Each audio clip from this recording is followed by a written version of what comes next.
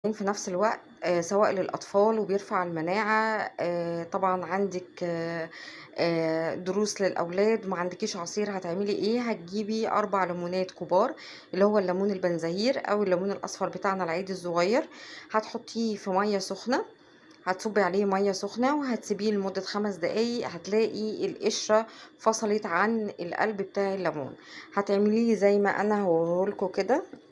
أنا كده أنا ده الليمون اللي هو البنزهير، تمام. أنا قشّرته حطيته دلوقتي في الخلاط، هاحط عليه تحطي بقى عليه يدّيكِ طعم حلو أوي، كيس فانيليا، وهتحطي عليه شوية لبن وسكر. القشر بتاعه طبعًا مش هترميه، هاقول لكم هنعمل بيه إيه. ده الليمون بتاعنا أهو بعد ما ضربته في الخلاط، تمام. بتشوفي السكر اللي أنتِ محتاجاه، لو عندِك نعناع فريش اضربي معاه نعناع فريش، تغسلي عودين حلوين كده من النعناع، بس يكون فريش ما يكونش